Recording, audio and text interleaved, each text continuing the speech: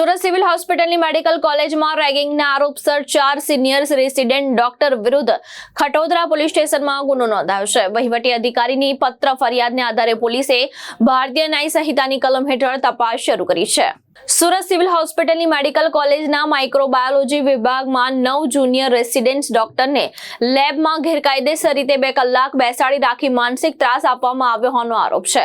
વહીવટી અધિકારીની પત્ર ફરિયાદને આધારે ખટોદરા પોલીસે ભારતીય ન્યાય સંહિતા એટલે કે બીએનએસની કલમ હેઠળ ગુનો નોંધ્યો છે। આ મામલે ડોક્ટર નિરાલીબેન, ડોક્ટર અનુજ, ડોક્ટર દિક્ષિતાબેન અને ડોક્ટર હિનાબેન વિરુદ્ધ કાયદેસરની તપાસ હાથ ધરવામાં આવી છે।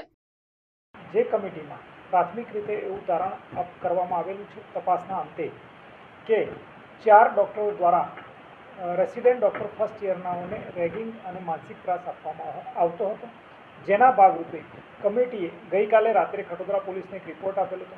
જે રિપોર્ટની ચોકસાઈ અને ખરાઈ કરતાં રેગિંગ થયેલાનું સામે આવેલું છે અને તેના આધારે સિવિલ હોસ્પિટલના એડમિનિસ્ટ્રેશનના ડૉક્ટર ગિરીશભાઈ નાઓ દ્વારા આજે ફરિયાદ આપવામાં આવેલી છે, જે પોલીસે દાખલ કરેલી છે।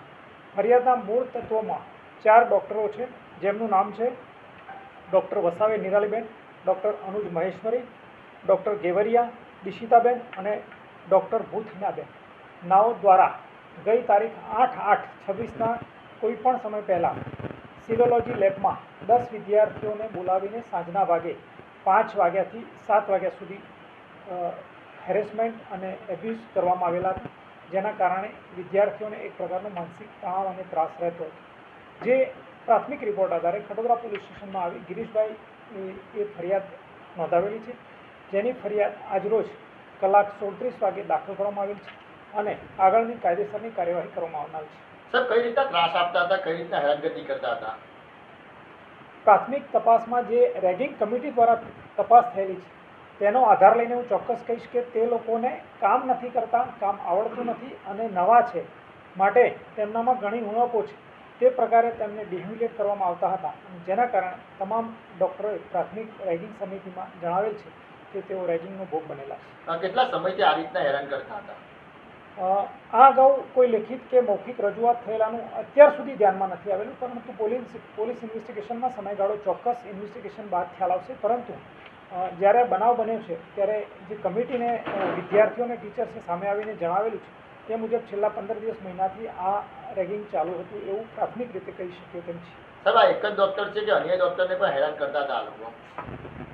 મૂળ તો અત્યારે હાલ ભોગ બનનાર જે રીતે રેગિંગ કમિટીમાં રિપોર્ટ આવ્યો છે તેમાં સૌથી વધારે ભોગ બનનાર 10 વિદ્યાર્થીઓ હતા, જે પૈકી એક વિદ્યાર્થીએ સુસાઇડ કરેલું છે અને બાકીના 9 અત્યારે હાલ સિવિલ હોસ્પિટલમાં છે।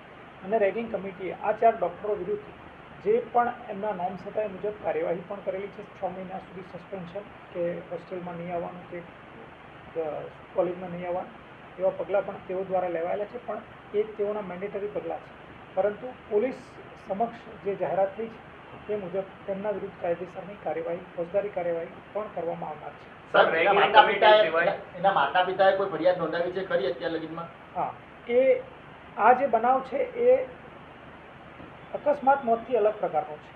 અકસ્માત મોતની તપાસ ચાલુ છે અને એઓને જ્યારે પણ સમય મળશે અને માતા પિતા આવશે ત્યારે એમની પણ જે પણ રજૂઆત હશે ધ્યાને રાખીને અકસ્માતના ગુનાના કામે આગળની કાર્યવાહી કરવામાં આવનાર છે। અત્યારે ધરપકડ માટે કોઈ કાર્યવાહી કરવામાં આવી છે પોલીસ તરફથી?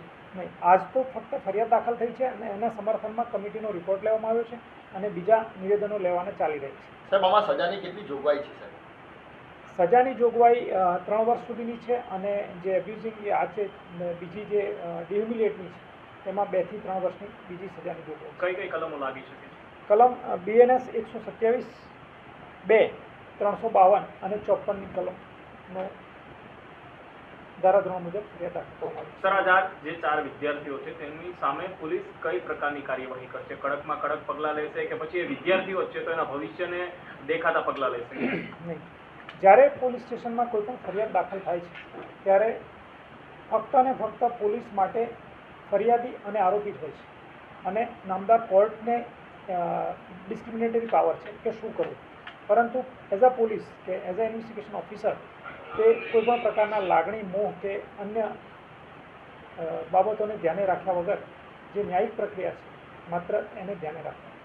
તો ભવિષ્યમાં પોલીસ દ્વારા એ લોકોની ધરપકડ કરવામાં ક્યારે આવશે? જે પણ આનુષંગિક પગલાં છે તે ઇન્વેસ્ટિગેશનને લગતા જે બાકીના પુરાવા મેળવવાના છે પુરાવા મેળવ્યા બાદ તમામ કાર્યવાહી કરવામાં આવશે. ભાવેશ ઉપાધ્યાય, દ્રષ્ટિકોણ ન્યૂઝ, સુરત.